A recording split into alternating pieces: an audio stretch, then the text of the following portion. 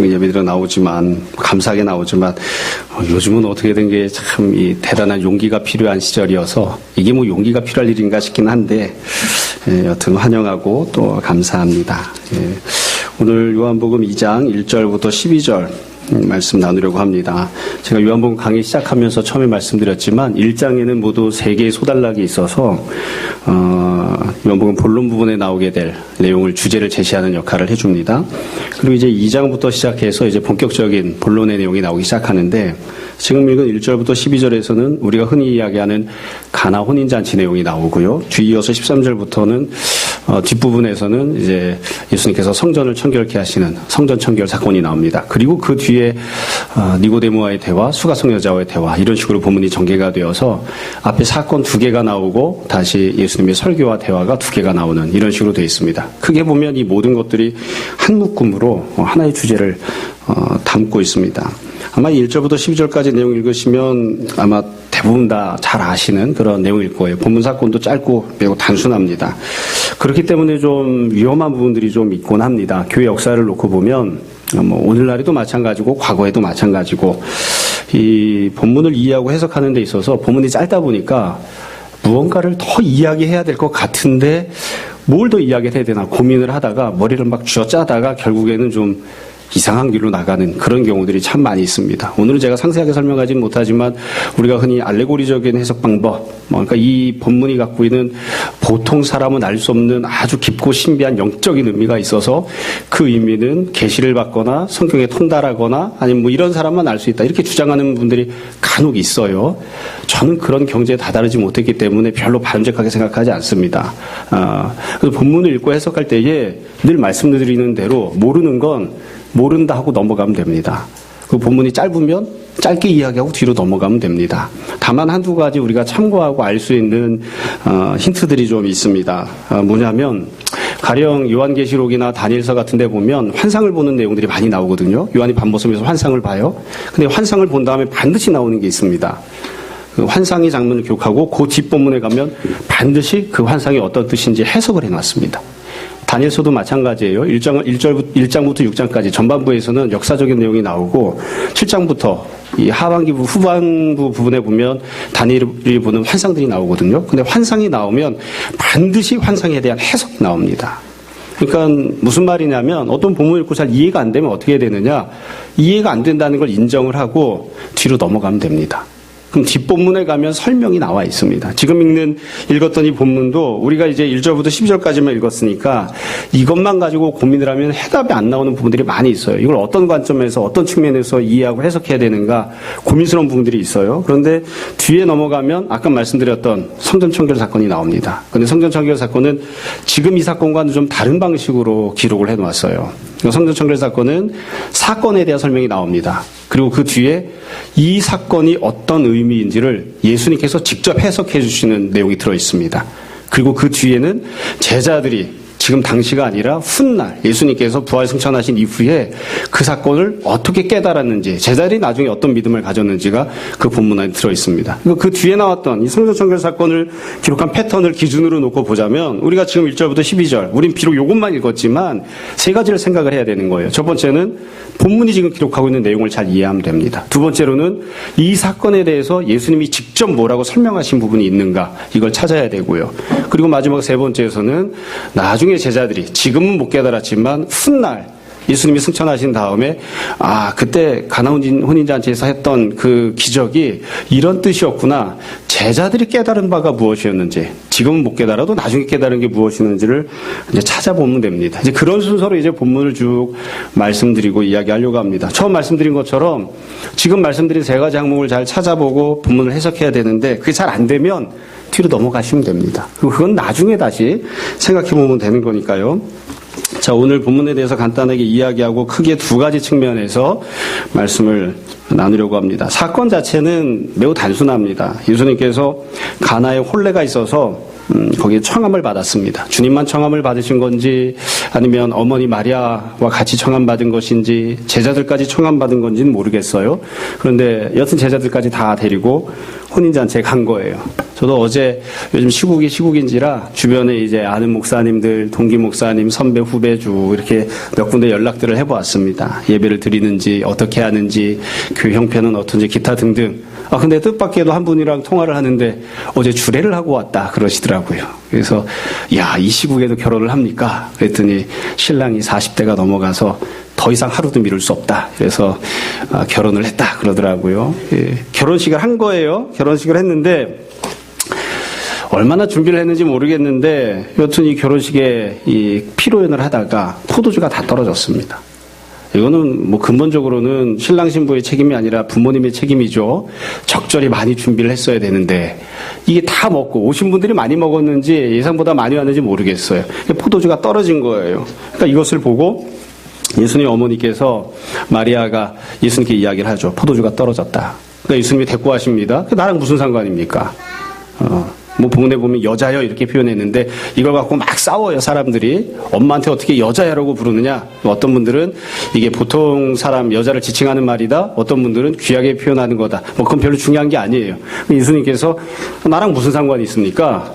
그러니까 그 이야기를 했는데도 불구하고 예수님 어머니 마리아가 그 잔치집에 있던 하인들에게 얘기를 한다고요. 예수님이 말씀하시는 그대로 순종하고 따라서 해라. 굉장히 강하게 예수님에게 부담을 주는 거죠. 그러니까 예수님이 그 다음엔 어떻게 하셨느냐. 하인들에게 이야기를 하시는 거예요. 항아리 물이 다 들어있는데 그 물을 떠다가 연회장에다 갖다 주어라. 피로연 하는 곳에 갖다 줘라. 근데 하인들이 여기에 대해서 아무런 대꾸를 하지 않아요. 질문을 하지 않습니다. 왜 그렇게 해야 됩니까? 이런 질문을 안 하고 그냥 이제 물을 떠다가 갖다 준 거예요. 어떤 분들은 이렇게 얘기를 해요. 하인들이 정말 믿음이 좋다. 이렇게 얘기하는 분들도 있어요. 저는 다르게 봐요. 하인들이 무책임한 거죠. 자기 결혼식이 아니라고 뭐 주인집이야 뭐 혼인식을 하다가 물을 떠먹고 사람들이 난리를 피든 말든 뭐 하라는 대로 하는 거지 뭐 이러고 그냥 갖다 준 게 아닐까. 지금 막 생각해 보니까 하인들이 믿음이 있었던 것 같습니다. 여하튼 하인들이 하라는 대로 이제 다 한 거예요. 물을 갖다 준 거예요. 그랬더니만 그 물이 우리가 아는 대로 포도주가 되어서 사람들이 포도주를 먹게 되었습니다. 그리고 나서 9절 끝에 10절에 보면 이 연회를 주관했던 연회장이 하는 이야기가 나와요. 연회장이 신랑을 불러 말하되 10절입니다. 사람마다 먼저 좋은 포도주를 내고 취한 후에 낮은 것을 내거늘 그대는 지금까지 좋은 포도주를 두었도다 아니라. 이게 연회장이 했던 말이에요. 그리고 이 말이 이 예수님이 설명하신 내용은 없지만 일정 부분은 이 사건이 어떤 뜻을 갖는지를 설명해주는 해석하는 그런 열쇠 역할을 합니다. 그러니까 이 사건에서 뭘 도대체 보여주고 싶었느냐? 이 연회장이 했던 말을 보여주고 싶은 거예요. 자, 이제 첫 번째 내용을 이제부터 보려고 합니다. 우선 예수님께서 이 사건을 통해서 어떤 말씀을 하시길 원하셨는가, 또 이 사건에 어떤 의미를 갖는가. 제일 중요한 첫 번째는 술을 만드셨다는 것이 아니라 예수님께서 더 좋은 포도주를 주셨다는 게 이 사건의 핵심입니다. 이거 삼척동자도 다 아는 사건입니다. 사실입니다. 어떤 분들은 종종 저도 그랬고요. 물이 포도주가 되었다. 이 기적에 초점을 맞추는 경우들이 있어요. 물론 그거 중요합니다. 근데 물이 포도주로 변화했다. 이게 중요한 게 아니라 예수님께서 포도주를 주셨다는 게 중요합니다. 그러니까 예수님께서 지금까지도 포도주를 먹고 있었잖아요. 포도주가 있었는데 그 포도주가 떨어진 다음에 이 포도주보다 더 좋은 포도주를 예수님이 주셨다는 거예요. 더 좋은 포도주를 먹게 된 사람들이 그래서 반응을 하잖아요. 여지껏 왜 이렇게 좋은 포도주를 다 내버려뒀습니까? 여지껏 이렇게 더 좋은 포도주를 왜 가만히 놔두고 있었습니까? 왜 갖고만 있었습니까? 진작 주시지. 근데 이게 이 사건이 갖고 있는 제일 중요한 핵심 메시지인 거예요. 근데 예수님은 어떤 일을 하시는 분이신가? 여지껏 먹고 있던 포도주보다 더 좋은 포도주를 주시는 분이세요. 더 좋은 포도주. 어떤 분들은 교회를 나오면서 기대치를 갖고 있어요. 우리가 지난주에도 보았지만 모든 성도가 기대치를 갖고 나오는데 여러분들은 어떤 기대를 갖고 나오십니까? 더 좋은 인생을 살기 위해서, 더 행복하기 위해서, 더 건강하기 위해서, 혹은 내 자식이 더 좋은 대학을 가기 위해서 각각 나름대로 기대치를 갖고 신앙생활을 하고 주님 앞에 찾아 나오곤 하죠. 그렇죠? 맨날 이렇게 밥 먹듯이 이야기해서 식상하기는 하지만 어떤 분들은 교회가 민주적이어야 된다 이렇게 얘기하시는 분들이 있어요. 저도 이렇게 반대하진 않습니다. 그런데 과연 교회가 하나님께서 우리에게 베푸시는 것이 민주주의인가? 하나님께서 우리에게 주시는 것이 자본주의인가? 하나님께서 우리에게 주시는 것이 좋은 학벌인가? 그거 다 주님이 주신 은혜에 속하기는 하지만 과연 하나님이 우리에게 주시는 것은 무엇인가? 그러니까 근본적인 질문은 그거예요. 주님은 여지껏 이 사건 이전에 구약시대 때까지 하나님께서 사람들에게 주셨던 좋은 선물들이 무엇이었는가? 그것보다 더 좋은 것을 예수님이 주시는 분이라는 거죠. 여러분 생각을 해보십시오. 구약시대 사람들에게 하나님 무엇을 주셨나요? 하나님 민주주의 주시지 않았습니다. 자본주의도 주지 않았습니다. 부국강병도 주신 게 아니에요. 왕도 주신 적이 없었습니다. 그러니까 하나님이 정했던 제도가 아니에요. 사실은 사람들이 합리적으로 생각해서 이렇게 사는 것이 우리에게 가장 유익하겠다. 물론 그런 어떤 사람들의 지혜나 경험을 사용하는 것도 일반적인 은총에 속하는 것이니까 얼마든지 주의 뜻에 합당할 수 있습니다. 그런데 그건 근본적으로 하나님이 원래 주시려고 했던 것은 아니었어요. 하나님이 우리에게 주셨던, 주님께서 우리에게 베풀어 주셨던 구약시대 때 이스라엘 백성들에게 주셨던 은혜는 무엇인가? 제일 중요한 거, 죄사함을 주셨죠. 하나님의 백성이 되는 은혜를 주셨죠. 그리고 이런 것들을 위해서 성전을 주시고 제사를 주시고 이것을 감당할 수 있는 제사장을 주시고 그리고 이 모든 것들을 다 통칭해서 우리가 뭐라고 이야기하냐면 옛 언약을 주셨습니다. 우리 교회 이름이 언약교회죠. 종종 동기 목사님들이 묻곤 합니다. 언약이 얼마나 좋으면 언약교회라고 했느냐. 난 그렇게 좋아하지도 않고 잘 알지도 못하는데 어떻게 하다 보니까 언약교회로 지은 겁니다. 여튼 예전에 하나님 우리에게 주셨던 은혜가 무엇이었는가? 예전에 주님께서 우리에게 베푸셨던 은혜가 무엇이었는가? 다시 말씀드립니다. 죄사함을 주시고요. 죄를 지으면 죽어야 되는데 죽을 수밖에 없는 우리를 다시 살 수 있도록 새로운 생명의 연장과 기회를 베풀어 주시고요. 우리에게 치유를 주시고요. 회복을 주시고요. 우리에게 이 모든 것들을 위하여 성전을 주시고 제사를 주시고 제사장을 주시고 하나님 나라에 대한 소망을 주시고 이 모든 것들을 다 하나로 묶어서 옛 언약을 우리에게 베풀어 주셨습니다. 이게 바로 여지껏 누리던 것들이에요. 여지껏 받아서 우리가 먹고 살아가던 은혜들인 거예요. 근데 예수님은 어떤 분이신가? 여지껏도 좋은 것들을 먹고 살아왔는데 여지껏 예비되어 있었던 좋은 은혜들이 있었는데 그것 말고 더 좋은 은혜를 베풀어 주시는 분, 더 좋은 포도주를 주시는 거예요. 더 좋은 포도주를 받은 다음에 이야기를 하죠. 아니 여지껏 이걸 왜 가만히 내버려 두셨습니까? 이렇게 더 좋은 게 있었는데. 이렇게 더 좋은 게 있었으면 처음부터 그냥 딱 끄집어내 놓으시지. 보통 사람들은 처음에는 나쁜 걸 내놓다가 나중에는 좋은 걸 내놓는데, 처음에는 좋은 걸 내놓다가 나중에는 나쁜 걸 내놓는데 왜 이렇게 시간이 지난 다음에 더 좋은 것을 주십니까? 이렇게 이야기를 하는 거예요. 그래서 이 본문이 갖고 있는 가장 중요한 핵심은 이겁니다. 주님은 더 좋은 포도주를 주시는 분입니다. 더 좋은 포도주. 단순하게 포도주라고 하는 먹고 마시는 술을 주시는 것이 아니라 하나님께서 예비하신 더 좋은 은혜를 베풀어 주시는 분이세요. 예수님은 어떤 분이신가? 이 사건을 통해서 우리에게 던져주는 메시지는 아주 간단합니다. 주님은 더 좋은, 더 완벽한 죄사함을 주십니다. 주님은 우리에게 더 좋은, 더 완벽한 제사를 주십니다.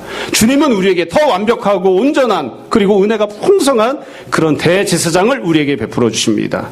이 모든 것들을 다 통칭하자면 주님께서는 우리에게 이 모든 것들이 다 들어있는 아름답고 완벽한 하나님 나라를 그리고 이 모든 것들이 우리에게 다 주어지는 언약을 이 모든 것들을 우리가 다 누리는 완전한 예수 그리스도를 통해서 우리가 누릴 수 있는 안식을 우리에게 베풀어 주시는 분이십니다. 이게 이 가나 혼인잔치가 갖고 있는 핵심적인 메시지입니다. 이것과 관련해서 우리가 한 가지를 더 생각해 볼 수 있습니다. 예수님이 베푸신 것과 관련해서. 그리고 나서 생각해 보면 우리가 일반적으로 알고 있는 이 포도잔치, 이 포도주로 만드시는 기적에 대해서 우리가 일반적으로 생각하는 물이 포도주가 되었다. 이것도 그런 점에서는, 이 점에서는 매우 중요한 특징이라고 할 수 있습니다. 여러분, 포도주는 어디서 만들죠? 포도에서 만들겠죠. 사실 저는 포도주를 만들어 본 적이 없어서 그냥 일반적인 상식 갖고 말씀드리는 겁니다. 포도주는 어디서 만듭니까? 포도에서 만드는 거잖아요. 근데 예수님은 이걸 어떻게 만드셨냐면 포도를 갖고 와라. 내가 금방 이거를 포도주가 되게 할게. 이렇게 하신 게 아니라 무엇을 가지고 만드셨죠? 물에서 포도주를 만드셨어요. 사실은 물에서 만드셨건 아니면 저기 가서 그냥 지푸라기 주워와서 거기서 만드셨건 다른 무엇에서 만드셔도 아무 상관이 없어요. 중요한 건 뭐냐면 포도를 통해서 포도주를 만드신 건 아니라는 거예요. 예수님께서 은혜를 주실 때에 주님이 정하신 방식대로 그냥 하신 겁니다. 여지껏은 포도에서 포도주를 만들었다면 그게 아니라 예수님께서는 여지껏과는 다른 방식으로 주님이 주시는 더 좋은 포도주를 주신 거예요. 그래서 이것은 아주 간단한 메시지를 담고 있습니다. 구약 이스라엘 백성들은 죄사함을 받으려면 어디로 가야 했나요? 성전에 가야 됐습니다. 더 이상 죄사함을 이제는 성전에서 받지 않습니다. 주님께서 우리에게 더 완벽한 죄사함을 주시되 여지껏은 성전에서 죄사함을 받게끔 하셨는데 그게 아니라 성령으로 세례를 받는 것을 통해서 죄사함을 주시는 거예요. 여지껏 베푸시는 것과는 전혀 다른 방식으로 은혜를 주시는 거예요. 여지껏은 성전에 나가서 제사를 드리려고 하면 제사장이 필요했습니다. 근데 이 제사장들이 아론의 가문에서부터 제사장이 태어나고 대제사장이 생겼기 때문에 아론의 맏아들이 계속해서 대제사장 역할을 감당을 했었거든요. 근데 이제는 주님께서 우리에게 완벽한 대제사장을 주시되 아론의 혈통을 통한 대제사장이 아니라 주님께서 친히 천상에 계신 유일한 대제사장이 되어주심으로 우리에게 대제사장의 어떤 중보자 역할을 우리에게 베풀어 주십니다. 그러니까 물에서 포도주를 만드신 거예요. 포도에서 포도주를 만드신 것이 아니라, 그러니까 이스라엘 백성들은 계속해서 뭘 쳐다보고 있냐면 포도를 쳐다봅니다. 포도주를 얻기 위해서, 죄사함을 얻기 위해서 성전을 쳐다보고 아론의 가문을 쳐다봅니다. 이 예루살렘 성전에서 어떻게 하면 더 완벽한 제사가 드려질까? 어떻게 하면 아론의 후손 가운데서 완벽한, 혈통적으로 완벽한 그런 대제사장이 태어날 것인가? 그걸 쳐다보고 있어요. 근데 예수는 그렇게 하지 않으신다고요. 앞부분에 보면 나다나엘이 그렇게 반문을 하잖아요. 어떻게 나사렛에서 선한 것이 나오겠느냐? 어떻게 물이 포도주가 되겠느냐? 그러니까 예수님께서는 나사렛에서 가장 선한 것이 나오게 하십니다. 갈릴리에서 가장 선한 것이 나오게 하십니다. 아론의 지파가 아니지만 유다 지파 가운데에서 예수님께서는 가장 선한 대제사장이 태어나게 하시고 또 그렇게 사역을 하신 거라고요. 정리하겠습니다. 앞부분에 보면 우리가 1장에서 주제를 제시한다고 했었잖아요. 그렇죠?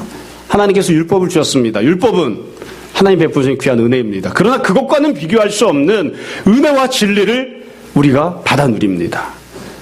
율법이 예전부터 먹어왔던 그런 포도주라고 한다면 하나님께서 우리에게 오늘날 베푸시는 은혜와 진리는 새로운 포도주에 해당하는 것이죠. 율법은 누구를 통해서 주셨느냐? 모세를 통해 주셨다고요. 모세를 통해서 율법을 주셨어요. 마치 포도에서 포도주가 나오는 것처럼. 그러나 은혜와 진리는 모세를 통해 주어지는 것이 아닙니다. 성전이나 제사장이나 다른 율법이나 다른 어떠한 전통에서 주어지는 것이 아니라 오직 한 분 예수 그리스도를 통해서만 은혜와 진리가 우리에게 주어집니다. 물에서 포도주가 만들어지는 것처럼. 이게 이 본문이 갖고 있는 의미입니다.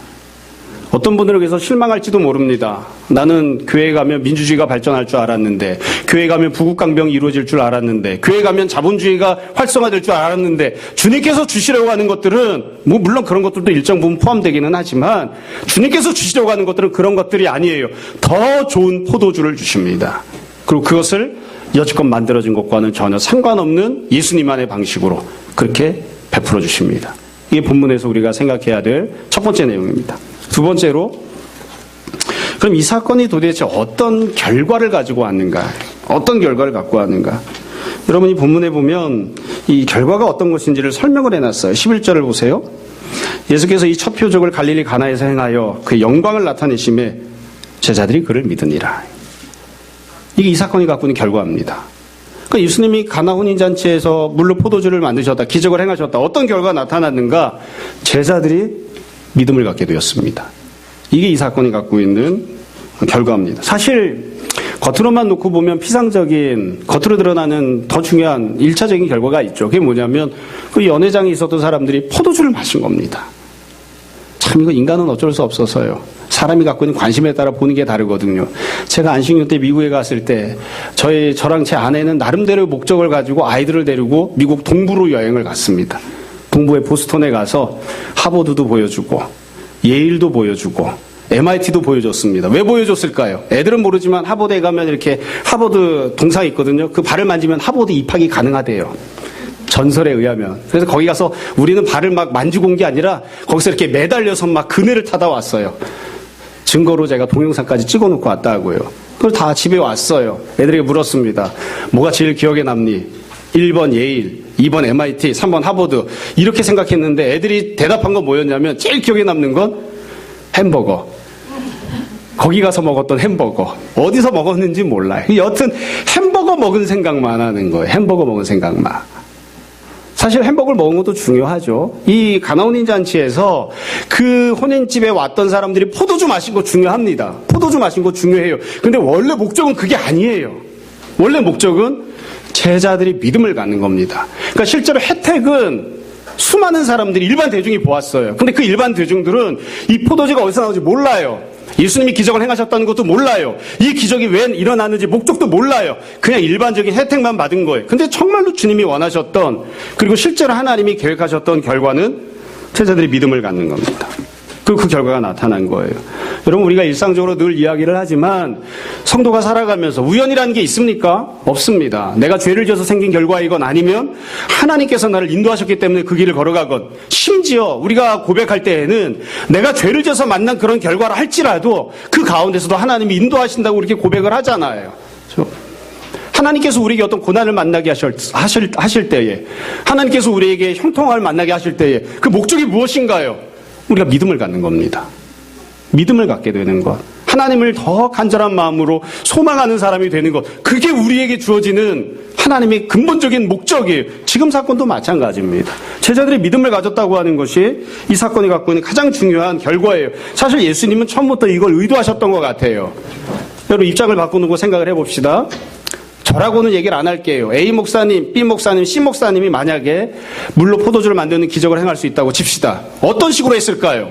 1번, 일단 동영상을 찍어서 유튜브에 올린다.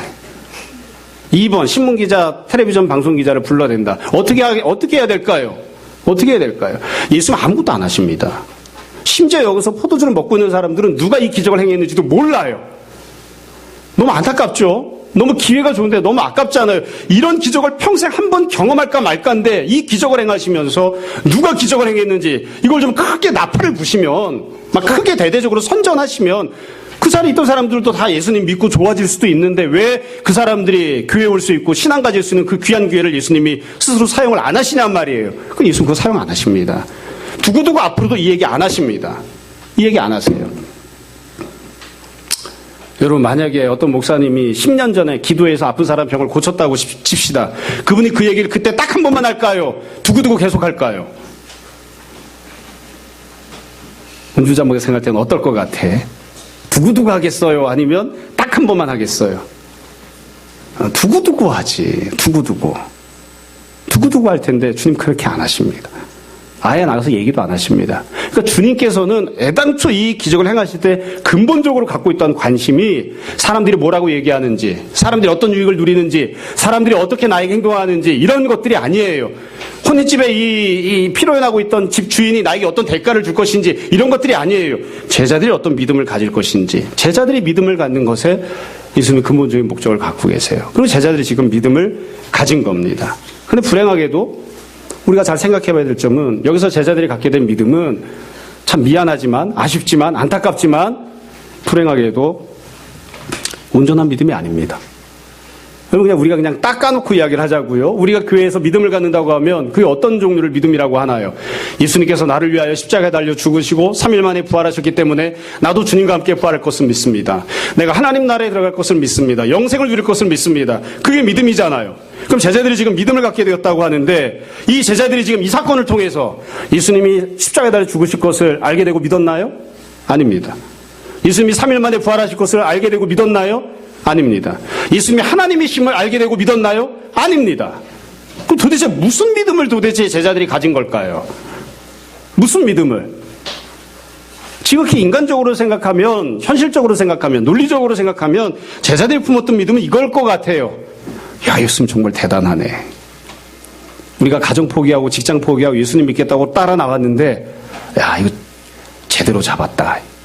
후회하지 않을 것 같아. 괜찮을 것 같아. 이 정도 아니었을까요? 그래서 조금 더 나갔을까요? 여하튼 우리가 분명히 알아야 되는 것은, 지금 제자들이 믿음을 갖게 되는 결과가 나왔지만 이 믿음은 보잘것없는 믿음. 우리가 보기엔, 지금 우리가 갖고 있는 지식을 기준으로 생각해 보면 아무것도 아닌 믿음입니다. 그걸 믿음이라고 할 수 있어? 그런 정도의 믿음을 가진 거예요. 우리가 늘 구약성 읽으면서 이야기하잖아요. 내가 이스라엘이었으면, 내가 출애굽을 경험한 사람이었으면, 내가 홍해를 두 발로 건넌 사람이었으면 난 절대로 그들처럼 신앙생활하지 않았을 텐데, 왜 그들은 홍해를 두 발로 건너고 바다가 갈라지는 것을 경험하고 40년 동안 하늘에서 만나와 메추라기가 내려오는 것을 경험하고 요단강이 갈라지는 것을 경험하고 여리고가 무너지는 것을 경험하고 그 모든 것을 경험했는데도 불구하고 왜 이렇게 믿음이 없을까? 왜 이렇게 불신하게 빠져 있을까? 우리가 늘 그렇게 이야기하죠. 나 같았으면 그렇게 안 했을 텐데. 지금 제자들은 더해요. 여러분 만약에 우리가 물이 포도주로 변화하는 믿음을 가졌으면 어떻게 됐을까요? 그런 기적을 경험을 못하기 때문에 제가 말씀드리는 게 아니라 만약 그런 기적을 경험하면 전 집 팔아서 헌금했을 겁니다. 그런 기적을 경험하지 못해서 그렇지. 나 같으면 그렇게 안 했을 텐데. 다시 말씀드려요. 제자들이 갖고 있는 믿음은 예수님이 원하셨던 결과는 어찌 보면 참 보잘것없습니다. 하찮은 믿음, 아무것도 아닌 믿음, 온전치 못한 그런 믿음을 갖는 것이 이 제자들이 현재 보였던 믿음이에요. 그리고 나서 이 사건이 종결됩니다. 그래서 우리가 한 가지를 더 생각해 봐야 됩니다. 아까 처음에 말씀드렸지만 제자들은 지금 불완전한 믿음을 갖게 됩니다. 그러면 이걸로 끝나느냐? 그렇지 않습니다. 나중에 훗날 예수님께서 십자가를 지시고 부활하시고 승천하시고 그리고 제가 믿는 대로는 요한복음을 요한이 썼다고 생각을 하고 믿고 있는데 이 요한복음을 쓴 요한이 이 요한복음을 쓸 당시에 이 요한복음을 쓰던 당시에 이 기적이나 모든 것들이 다 지나가고 시간이 다 지난 다음에는 도대체 무슨 생각을 갖고 어느 정도의 믿음을 가지고 이 사건을 기록을 했을까? 훗날 제자들은 어떤 믿음을 갖게 되었을까? 훗날 제자들은 무엇을 깨닫게 되었을까? 이 사건을 생각하면서 왜 뒷날 깨닫는 게 많잖아요. 부모님 돌아가셔야 부모님 은혜를 생각하고 아이들이 큰 다음에야 내가 너무 힘들게 지냈지만 어렸을 때 내가 효도 다 받았다 깨닫게 되고 훗날 생각하는 게 많지 않아요. 제자들은 훗날 어떤 믿음을, 어떤 깨달음을 갖게 되었을까요? 이 해답도 매우 간단합니다. 복잡하고 어렵게 막 이렇게 저렇게 이야기할 필요가 없어요. 여러분들 포도주 하면 제일 먼저 생각나는 게 무슨 사건입니까? 두 가지입니다. 하나는 가나 혼인잔치고요. 또 하나는 성찬식입니다. 주님께서 성찬식을 하시면서 십자가에 달려 죽기 전에 성찬식을 하시면서 달리 표현하자면 새 언약을 제자들에게 주시면서 새 언약 체결식을 제자들과 거행하시면서 주님께서 이렇게 말씀하셨어요. 포도주를 따라 주시잖아요. 내가 너에게 포도주를 주겠다. 그리고 뭐라고 말씀하셨죠? 이렇게 해석하셨습니다. 이것이 내가 너희를 위하여 흘리는 나의 피다. 주님께서 제자들에게 자신의 피를, 죄 용서를 위한 자신의 피를 제자들에게 주신 거예요. 그게 성찬이었어요. 그게 새 언약을 맺는 거였어요. 그리고 그 사건을 염두에 두시고 그렇게 나중에 제자들이 생각하게 될 것을 주님께서 계획하시고 지금 가나 혼인잔치에서 포도주를 만드시는 거예요. 제자들이 나중에 성찬식을 하면서 무슨 생각을 할까요? 날이면 날마다 포도주를 마셨으니까 아무 생각이 없었을까? 이 사건 생각했을 겁니다. 예수님께서 물로 포도주를 만드셔서 그 포도주를 주시고 그 포도주를 우리가 먹었는데 지금 성찬식을 하면서 다 함께 둘러앉아서 예수님께서 직접 이번에는 포도주를 다 따라서 제자들에게 주시고 그리고 말씀하신다고요. 이것이 내가 너희를 위하여 흘려주는 나의 피다. 그 예수님께서 하시는 해석입니다. 그러니까 훗날 제자들은 그걸 깨닫게 되었을 거예요. 예수님께서 왜 더 좋은 포도주를 만들어 주셨는가? 그건 도대체 무슨 뜻인가? 우리는 어떤 지식을 가져야 되고 어떤 믿음을 가져야 되는가? 주님께서 우리에게 더 좋은 죄사함, 더 좋은 언약, 더 좋은 대제사장을 누리게 하시기 위하여 친히 십자가 달려 죽으시고 우리에게 언약의 피를 주님의 포도주로, 더 좋은 포도주로 우리에게 베풀어 주신다. 제자들은 나중에 그것을 생각하고 깨닫고 그렇게 믿게 되었을 것 같습니다. 이건 사실 다른 사건들도 비슷해서요. 십자가 사건도 마찬가지입니다. 제자들은 의미를 몰랐습니다. 예수님이 그냥 죽어주신 거예요. 그리고 예수님이 죽으신 다음에, 예수님이 부활하신 다음에, 그 다음에 비로소 뒤늦게 십자가가 어떤 뜻인지를 깨닫게 됩니다. 지금 있는 이 사건도 마찬가지인 것이고요. 그래서 한편으로는 우리가 좀 위로를 받기도 합니다. 또 위안이 되기도 해요. 여러분, 은혜는 지금 받습니다. 깨닫는 건 언제 깨달을까요? 나중에 깨닫습니다. 지금 은혜를 받았다고 해서 지금 내가 하나님께 어떤 혜택을 입었다고 해서 혜택을 입었던 그 순간에 그 모든 것을 완벽하게 깨닫는 건 아니에요. 나중에. 그래서 신앙생활하면서 참 중요한 점 중에 하나가 여지껏 받았던 은혜를 곱씹어 보는 겁니다. 하나님이 나에게 어떤 은혜를 베푸셨는지. 그때는 그게 그렇게 큰 은혜인 줄 몰랐는데 나중에 시간이 흐른 뒤에 뒤돌아보면서 주님께서 그때 이렇게 은혜를 베푸셨구나. 주님께서 이렇게 은혜를 베풀어 주셨구나. 그때 내가 믿음이 없어서 잘 몰랐는데 그때 주님께서 나에게 이런 은혜를 베푸셨구나. 내가 그때 이렇게 믿음으로 살았어야 되는데 그런 마음들을 갖는 것. 그렇게 곱씹어 보는 것이 매우 중요합니다. 우리가 자녀를 키울 때 자녀가 알긴 뭘 알겠어요. 엄마가 얼마나 애썼는지 아빠가 얼마나 애썼는지 어떻게 알아요. 그걸 다 알면 그 자녀가 부모하고 내가 자식을 해야지. 어떻게 알겠어요. 은혜를 받을 때는 잘 모릅니다. 나중에 시간이 지난 다음에 곱씹어보고 묵상하면서 뒤늦게 깨닫는 거예요. 우리가 그래서 소망을 품습니다. 내가 누군가에게 잘해주었을 때, 내가 누군가에게 하나님 말씀대로 순종하는 행동을 했을 때 지금 당장 그 사람이 변화가 없고 그 사람이 내가 원하는 것만큼의 믿음을 갖지 못하다 할지라도 도대체 저거 믿음이야 저게? 왜 저거밖에 반응을 못하지? 그런 반응을 보인다 할지라도 그 사람에게도 하나님이 은혜를 주시면 나중에 훗날 그 사람이 하나님이 어떤 은혜를 베푸셨는지, 내가 어떻게 그 사람에게 했는지를 깨닫게 될 그런 날이 올 겁니다. 우리가 그런 소망을 갖는 거죠. 말씀을 정리하겠습니다. 오늘 사건 통해서 제가 결국 드린 말씀은 두 가지입니다. 결론도 두 가지입니다. 첫 번째는 예수님은 도대체 어떤 분이신가? 예수님은 우리에게 더 좋은 포도주를 주시는 분이십니다.